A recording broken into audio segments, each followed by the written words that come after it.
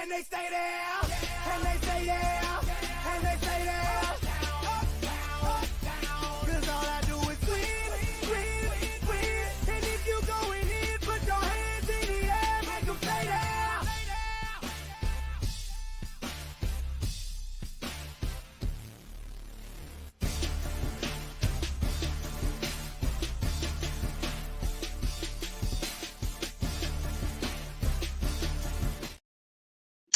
Well, hello, everybody, and welcome to My Curvy Life. I first want to thank you all for joining in on tonight. From my co-host, Miss Latanya and Lasagna Jones, we appreciate you for being a part of this family. They will be in the audience and they will be loving on you, making comments. If you have questions, they will be responding to you during this cast. Okay. I'm so excited about the future with Curve into something beautiful with self-care, self-confidence, and self-motivation. That is the brand that I represent, including Mary Kay Cosmetics. You guys already know if you're looking for better skin, I am here as your skin coach to help you get that perfect, wonderful, lovely skin that you've always dreamed of having. Our Mary Kay products does offer younger looking skin, healthy looking skin, and I am here to help you with that. So you can reach out to me on behalf of that, as well as my boutique, Curve You Beautiful Boutique. That is with the letter U, not Y-O-U. And what that is a boutique that I have for our curvy women. Ladies, please make sure you go into my group page. It is Curve You Beautiful Boutique, and that is with the U. And you can see my website information. You can go and visit and do some shopping. I am ready for you. It is open to you as of right now. Okay. I want to thank you guys for helping me in the endeavor to help the homeless. I appreciate all that you do, all of your contributions, donations. Thank you, thank you, thank you. I am constantly looking for ways that I can support in that endeavor, and you as well that like to help in that capacity. You are more than welcome to join me. You know, it takes a village. Okay, it takes a family, it takes a unit in order to make things happen. So I want to say thank you for all of you who have been so supportive in this endeavor. I know that those homeless parties are appreciating everything that we can help and do for them. Thank you for having a heart. So I want to not keep our guests waiting. I am so excited. It's been a long time coming. I was kind of, back and forth, had some surgeries and different things, and I wasn't able to get him in here when I wanted, but I got him now. We are going to be blessed today, guys. We have Mr. Franklin Thompson. Okay, Mr. Franklin Thompson, he is very well known in this community, and he has served capacities in this community. I'm going to go ahead and read his bio before I let him in the show. It says, I am an educator of 46 years, 16 years at the high school level, and 30 years at UNO. Okay, that's the University of Nebraska of Omaha. Served on Omaha City Council 2001 to 2017. Served as Director of Human Rights and Relations for City of Omaha from 2017 to 2023. Served as a counselor and family therapist from 1985 to 1995. Published part of my autobiography in November 2022. And the title of that is Confessions of a Murphy's Law Child. And we are going to definitely be talking about that. All right. Published several music CDs within which highlights race, relations, civil rights, social justice, and family values, and self-reliance themes. Okay, a founding member of the Omaha Community Council on Racial Justice and Reconciliation, an organization that sponsored the Vivian Strong, George Smith, and Will Brown monuments. And I'm definitely sure we will be touching on those as well. He says, I'm not fully retired, except for occasionally doing substitute teaching for OPS, and that would be the Omaha Public Schools. So I'm going to go ahead and let Mr. Franklin in. Give me just a moment, guys.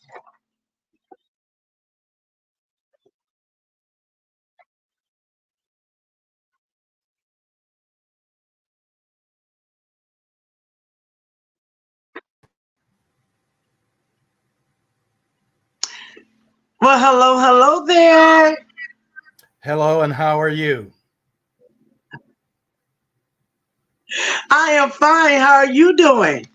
I am doing very well, Lady Fonda. Yes, that is wonderful. Thank you so much for saying yes and coming on the show.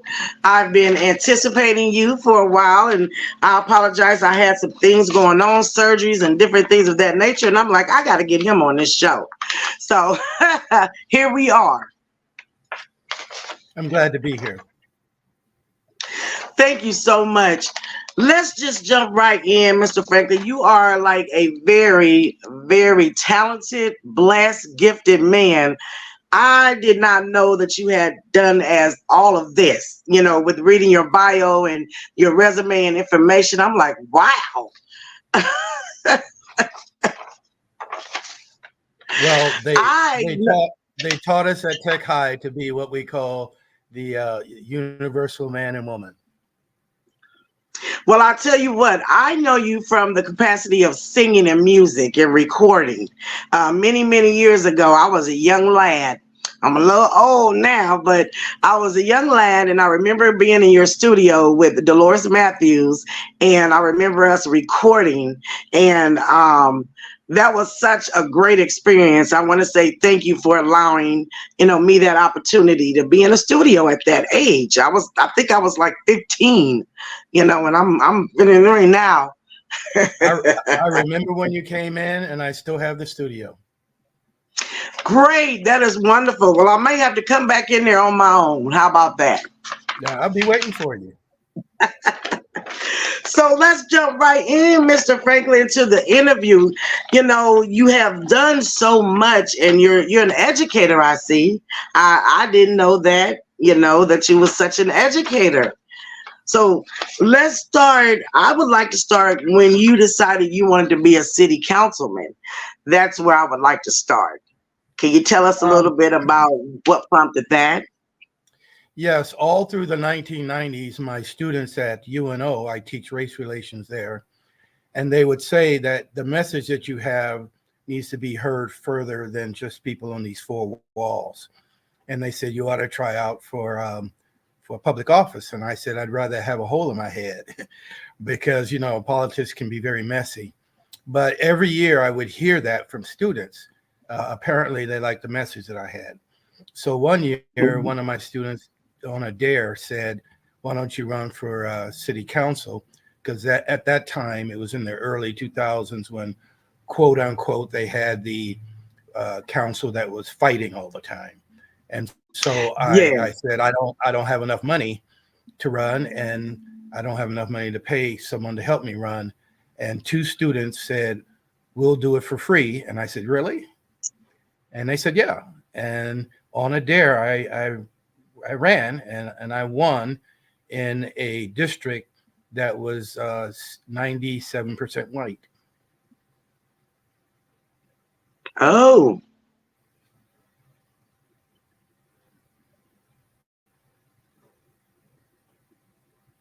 I can't hear you. You left out. I'm sorry. Can you hear me now? There we go. I can.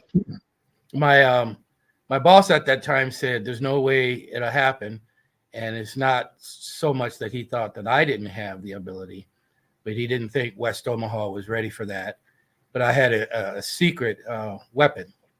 And my secret weapon was that after teaching in the suburban schools for so long, I knew a lot of the parents, and then some of the students that I had were starting to be parents. So that was my secret weapon, and that's how I won. Wow. I knew you were.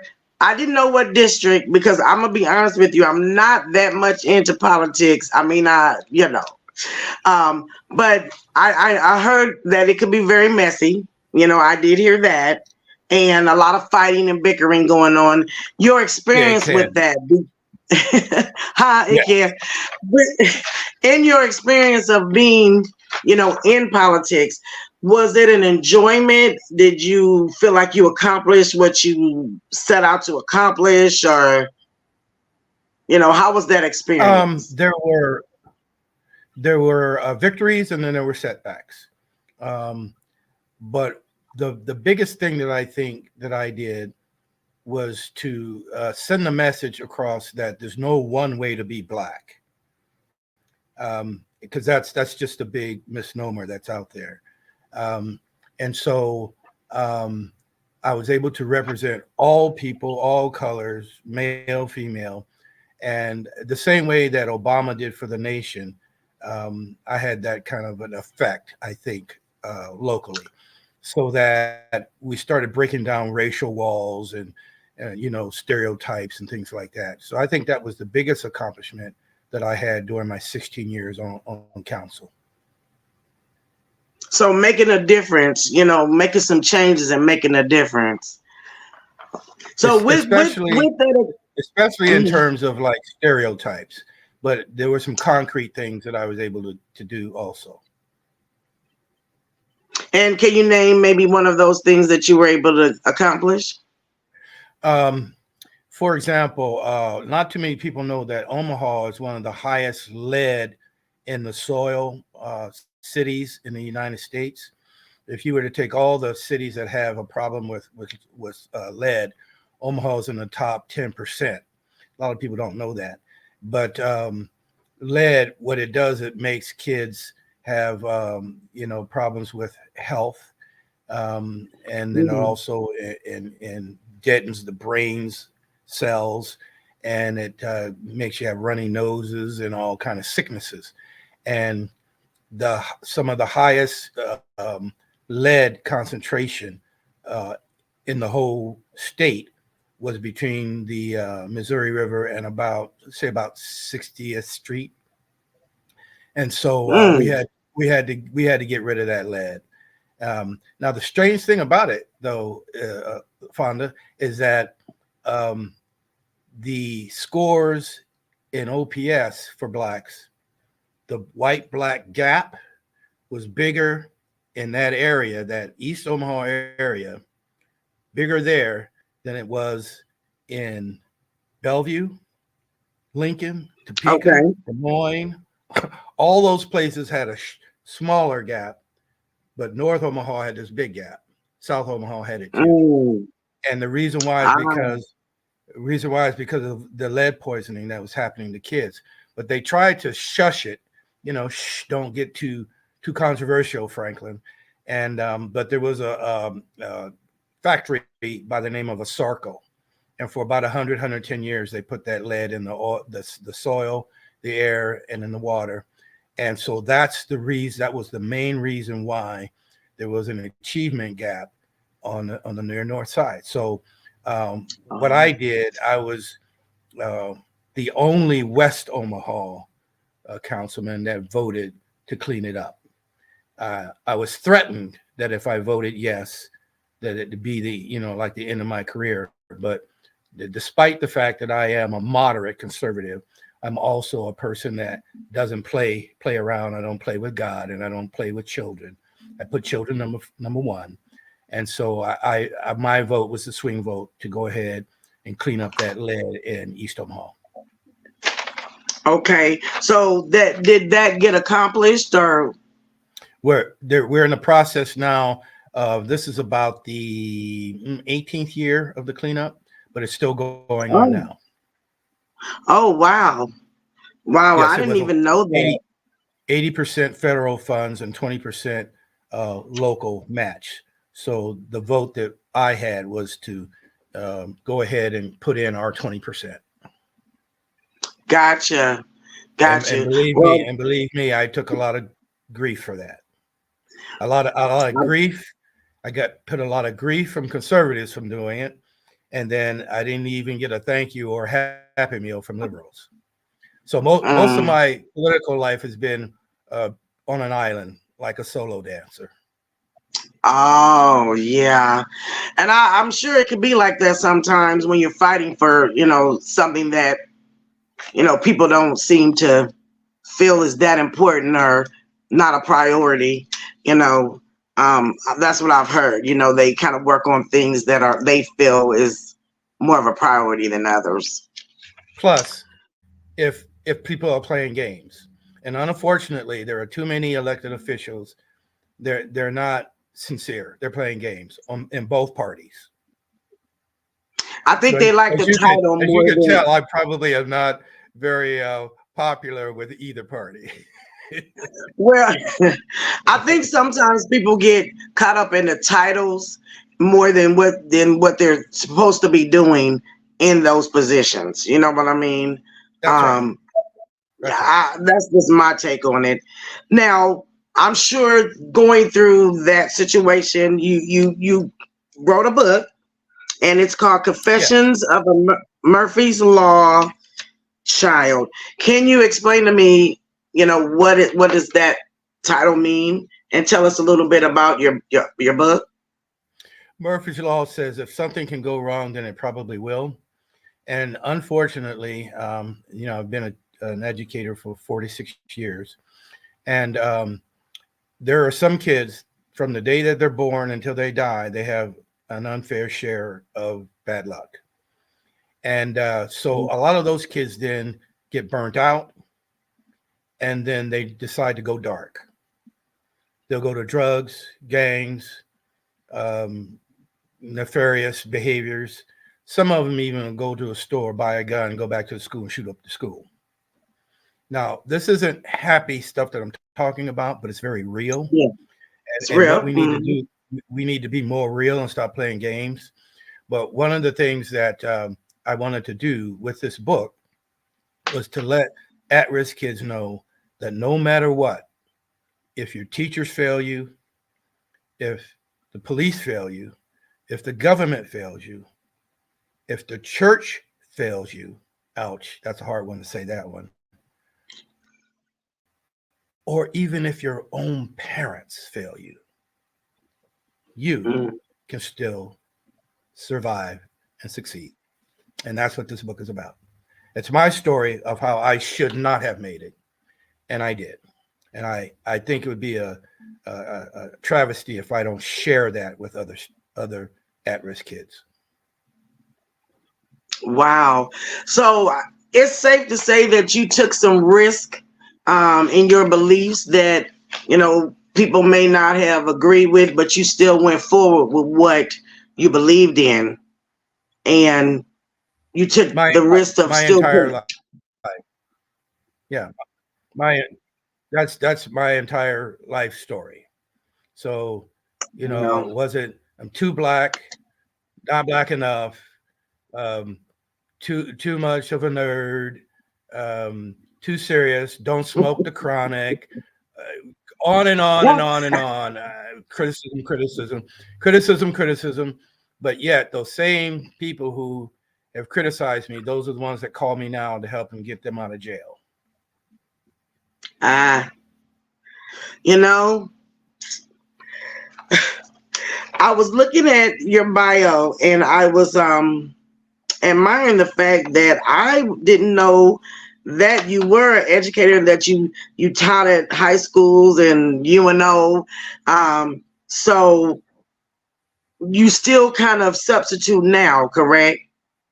You said Yes, I'm substitute teaching for OPS, and for OPS. I want to stay connected to young people. First of So all, first of all, the older black males have to stay involved. We have to do our part. There is no other choice. We gotta lead. I'm not putting down females. I'm just saying that black males need to throw their hat in the ring and lead. And so I want to stay connected with the schools, and so that's why I choose to stay with kids. And So I want listeners to know that I know I sound like I'm the most serious guy in the world, but I know how to have fun too. I mean, it's not all serious, but I do take the fact that God gave me, some blessings. I take that seriously too, though. exactly. So what did you teach and what do you teach? Um, For the most part, in high school, I was a history teacher, and then in college, I taught counseling and I taught race relations.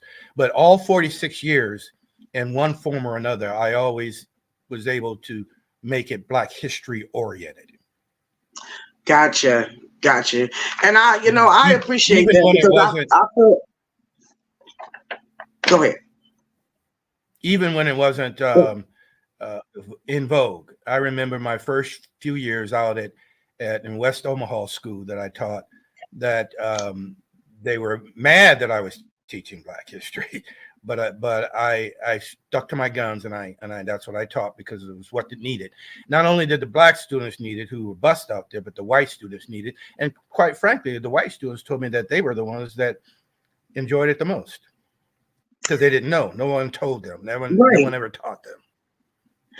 Right. And I could imagine that would be definitely a benefit, for them to know and learn and maybe understand, what I'm saying, a little bit more about our culture. That's right. Now, I was looking here and it was something that I saw in this bio that you were a counselor and a family therapist. And this was Yes. back in 1985 to 1995. Do you still hold like, you know, any certificates or in still being able to counsel and be a Uh, therapist? I Do you used still hold any? I used to have my license was both for schools and for what we call out in the community agencies. The school part I've retained, but the one out in the community I'd have to go through recertification for that. But I am uh, I'm good at it. I was just wondering if maybe you had a private practice to still do that because we really still need therapists and mental health therapists and licensed mental health therapists out here, probably more today than ever. That is true. And when you did your show with the CEO of the Boys and Girls Club, Uh-huh.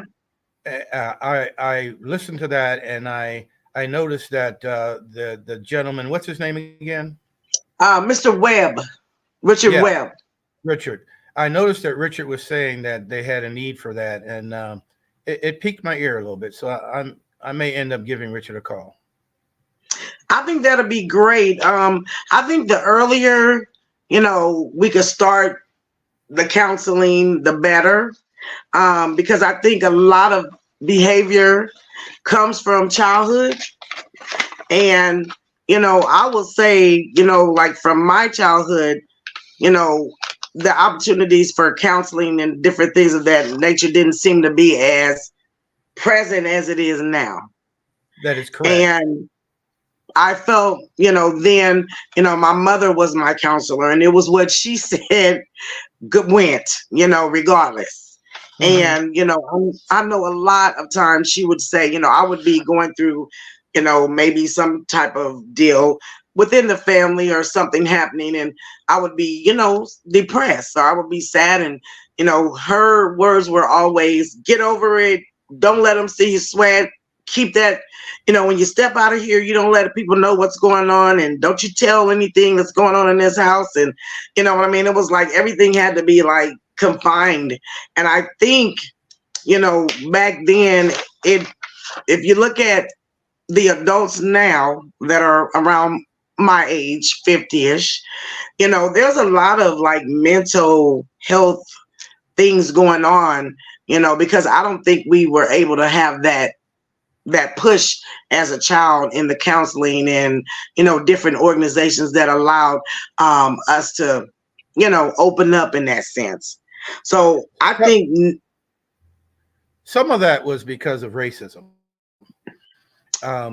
We had to bite our, grit our teeth and grin and bear it. And so throughout the way that Black people were treated, we had to stuff our feelings and, just tough it through. So, but I'm a big Malcolm X guy, and Malcolm X talked a lot about that we'll never be free. That, you can give us all the welfare stamps and all the housing and all, you can give all of that, and we'll never be free until we free our minds.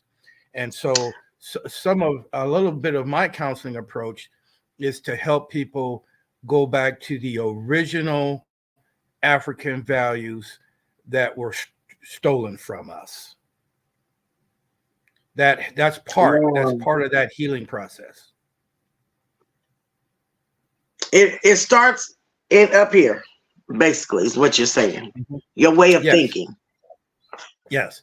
And we were taught for so long that we were a mistake, that we weren't pretty, we were ugly, we weren't smart, et cetera, et cetera. And so as a result, you start doing other things to overcompensate. So some of the counseling that has to happen with Black people is just regular stuff, self-esteem and whatever choices you make in life. But a lot of it is to deprogram and reprogram, a whole lot like what Malcolm talked about. Mm-hmm. Well, I think it's definitely a need, Mr. Thompson, for, the counseling, the therapist, all of that. I think that would be really good. I hope that you can collaborate with Mr. Webb, because we do have to try to save the young people. Definitely. They're our future. If we don't, if you and I don't do it, Lady Fonda, it probably won't get done. So, that's true. Our ride through this life in America is not a solo ride. We're linked to one another, and we owe it to the young people to help them deprogram and reprogram. This is true.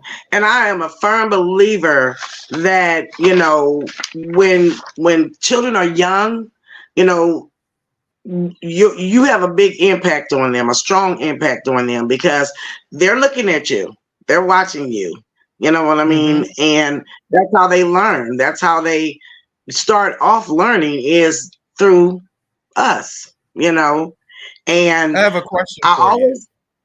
Yes. Do you think that it's healthy for young Black girls to start listening to songs such as WAP? Now, this is family hour, so I can't say what WAP stands for, but let your imagination run wild on that one. I definitely feel like the music world can be a bad influence on our young people. I would definitely say that. I'm not saying that I'm a square. I'm not saying I'm a square or I'm a old fuddy-duddy. No. But if you teach women that the only thing that they're good for is their hips, lips, and their rear end, that's not health. That's bad health. That's bad mental health. That's not good mental health. I will say this, Mr. Franklin, the songs of today, I feel like, are the music of today. I feel like these young people try to pattern and live their life after that music. Mm-hmm. To me, back when we were young, I mean, they had we had a certain artist that, portrayed, I can't remember her name, Denise LaSalle, when she would tell her stories, and all that. But I think we had more positive music, to me, back then than we do now. A lot of the music now represents, disgrace, like you said, WAP, saying that this is what you need to do in order to, make it, You know what I'm saying? Or this is what you need to listen to or be a part of or act like in order to make it. And it's all bad. You know, it's all bad. And I believe, I personally believe that that's a design of the Ku Klux Klan. I don't think they want to use ropes anymore. I think they want us to kill ourselves. They want us to turn against ourselves and each other and disintegrate from within. I really strongly believe that's a design of the Klan. I'm You didn't not know going you to were even going to get all disagree this with tonight, you. did you? I'm not going to disagree with you. I don't know what they call it. They call it the, I can't think of the name of it, but it's a name that they call that they feel like music is being ran by. I can't think of that name right now, but it's like some organization, which is basically what you're saying. But I can't think of the name of it right now. But they say that most people that are in music are ran by them. And if you don't do what they tell you to do in that music arena, then all of a sudden things start happening or coming back on you, or you know what I'm talking about, don't you? Right, right. I believe that that's one reason why I wrote a song called "A Black Pearl." Actually, it's a update of the old Black Pearl from the 1960s, but it basically asks Black women to not base their value on those kinds of things, but rather their mind and their heart, the goals, their intelligence. I often try, Mr. Franklin, to think about my ancestors. I do a lot of thinking about, I used to feel my mother was really, because I grew up in a bad part of the city. I grew up in Vietnam projects. Lower Mhm. Fontanelle is what they were. So did my And, wife. I remember, even as a child, I wanted more. I used to, feel like I wanted to do like everybody else. And, my mom was really strict. She was sickly, but she was strict. She didn't play. She was like, you're not hanging out like this. You're not doing that. Now, don't get me wrong. I snuck and did some things just because, that's how we do as children. But I did it too. I always, my mother always put a drive in me to be somebody. She used to say, I want you to be somebody. I want you to be somebody. And at that time, because of everything that was around me, I felt like I needed to do what everybody else was doing. But when I started to really think about what she was saying, and God blessed me with some gifts and talents, I could act, I could sing. So I started getting involved in things that was going to help me, you know, do better or bring out the best in me. But that was because my mother would always instill in me that she wanted me to be somebody, you know, and Yes. somebody could be whatever you wanted that somebody to be. You know what I Hmm. mean? That's going to be beneficial for you in your future. And I'm glad that I took hold to those words and I started getting involved in things that was going to carry me, higher and not have me, you know, down with a bunch of kids at a early age, not finishing high school. You know what I'm saying? The statistics that a lot of people experience. So Right. I am very much for. We had a girls' club. I don't know if you remember this back in the projects in Vietnam. They created a girls' club, and it was they took one whole section of the projects and made that section like the girls club, and we could go there, we could learn, cook, learn about sex and different things of that nature that we were going to have to experience in the future in our lives. Yes. And I think we need more organizations and more things of that nature to be able to have the young people be a part of something where they can learn. Yes. I agree with that wholeheartedly. But what Because we I do is don't feel like we want music, TV, and BET to raise our kids, and those shows have a place, but it's not priority number one, two, three, four, or five. It's more like priority number 12. And yeah, the things that you're talking about are at the top of the priority list.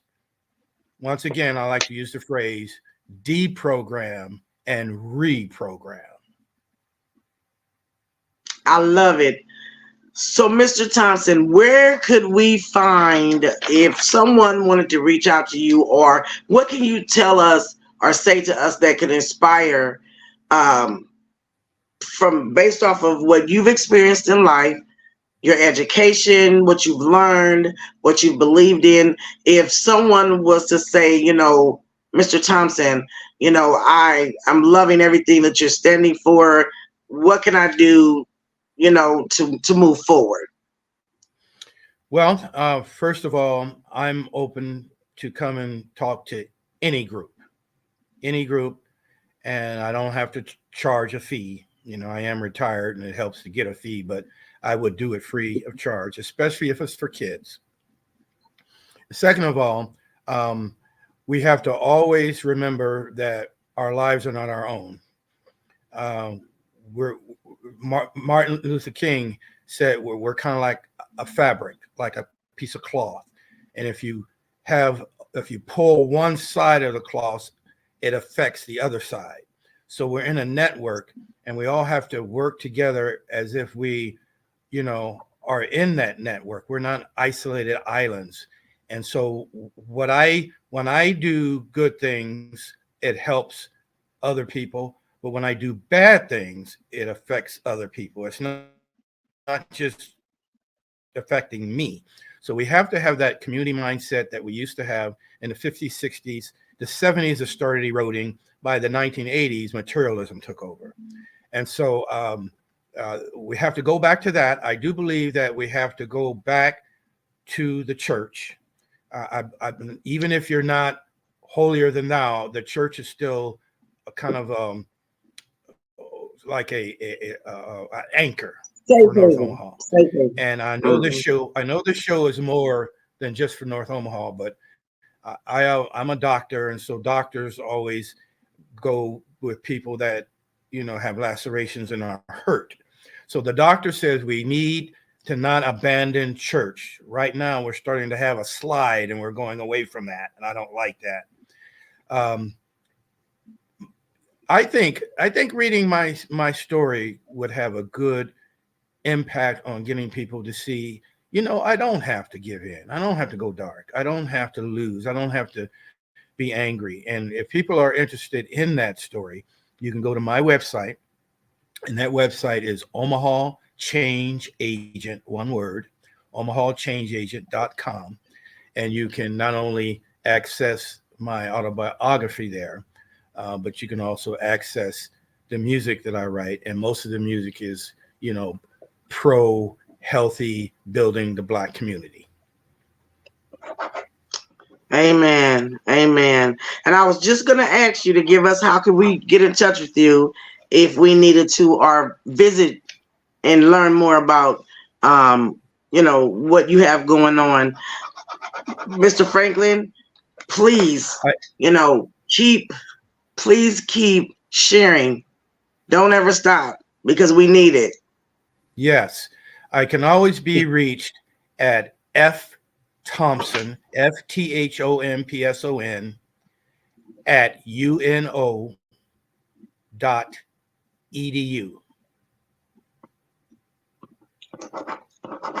Let me rephrase that. The UNO.UN Omaha, UNOMAHA, UN F. Thompson at UN Omaha. UN. Yeah. UN Omaha. Well, I have it. So I have it. So if anybody, they can just email me, and I'll get their request from that email. So well, I'm definitely going to put. I'm sorry. Even though I'm retired, I'm still emeritus status there. So I'm going to definitely share this information. There are a lot of young people that I know that have like youth deals that they're doing, and maybe they can have you come in and talk to the youth. And there's several programs I know of that are specifically geared toward helping and building the youth. I know a lady who has a Emerging Ladies Academy tech firm where she's teaching, the young people how to, technology. And, I think, maybe connecting you or letting them know about you and what you have to offer as far as information, education about, just building. We have to continue to build. I think somewhere along the line, some bricks have been knocked down, but, we can, we have, I'm going to say as a culture, have been known to push through and build Yes. and keep Yes. moving and Black not be people are torn the down. most resilient. Black people are the most resilient people on the planet. We just have to make a decision that we're not going to throw our kids away. We have to put them first. And it's hard to say no to children. So if you call me, I'll try hard to be there. And I'm definitely going to put you out there for that cause. I thank you so much, Mr. Thompson, for taking time out to come on the show and share with us. I am wishing you the best in your retirement and continue to do the things that make you happy and to continue to, not give up on our youth, because they are our future, So thank you. You are welcome. And I really like what you're doing. Your podcast is very important. And so I'm impressed with the work that you're doing. And also the work with the homeless too. Thank you so much, Mr. Thompson. That has been on my heart. I think a lot of times, Mr. Thompson, out of sight, out of mind. Like sometimes if you don't see it, you don't even think about it, but it's there. It's there. And somebody has to take, a stand and, look out for that. I'm not going to preach, but I'm going to say, I know in the Bible it speaks of being there for the less fortunate, those that are sick, and those that are in prison. And, I know there's been things that people have done to get them in maybe those situations, but sometimes, Mr. Thompson, you have to take that situation for where it is right now, not what got them there, not what they could do and so on and so forth. Right now, this is where they at. So, and sometimes where they're at isn't all their fault. Sometimes where they're at is bad parenting, racism, people turning their nose up at poor people. So sometimes when a kid goes bad, it's not always the kid's fault. The kid's just acting out what was done to them. Yeah. Because it takes them a lifetime to change, But we don't give up on each other. We don't give up on each other, and we don't throw each other away. People like you, I consider you a change agent. People like you can make a positive difference. And I'm definitely going to be doing that. And I want to bring as many people with me that want to do the same thing, If you have that heart, you got to have a heart for others. You can't be selfish. Bless you. Well, Mr. Thompson, I thank you for your time. I look forward to, just being able to work again together in the future. You may have something that you come up with, you want to come back on the show and share with us. I would love that. And I'm definitely going to spread around, about you and wanting to work with the youth, give information, give positiveness, because we need that. We need positive influencers these days. That can tell us, what we need to do to keep going and moving. And, like I said, we got to invest in our children because they are our future. You bet. You can call on me anytime. And I also got to get you back into the studio too. Get that golden voice. I gotta get that golden voice warmed back up. Hey, I still been singing all these years, Mr. Thompson. You know, I sing at church and weddings and funerals, and I still do it. You Mhm. know, that's the gift the Lord has given me, and I'll always do that as long as He give me strength to do it. And so, yeah, but I need to do my own thing too. I've always helped everybody else and sung backup and this and that, but it's time for me, you know, to do my own thing. And so this might be, you know, a connection in that. So I didn't know you still had your studio. Still got it. That's good. And I hope the wife is doing well. I know you guys used to do a lot of Christmas singing and different things, caroling. Do you guys still do that? Well, send your mailing address to my email, and I'll send you my wife Beverly's gospel CD. Okay. Well, I'm glad y'all still hanging in there and still doing what y'all love to do. And you guys do an excellent job. You know, used to see you down through the years and you know, some of the programs that I went to, you guys were doing your little thing. And so that's a blessing. That's good. Congratulations on that, that you Thank still you. are able to do that. That's beautiful.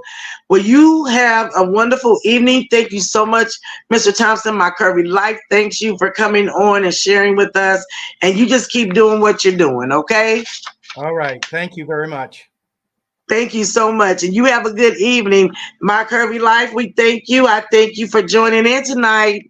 Till next time. Me and Khaled do the remix. Everybody hands go up. And they stay there. And they stay there.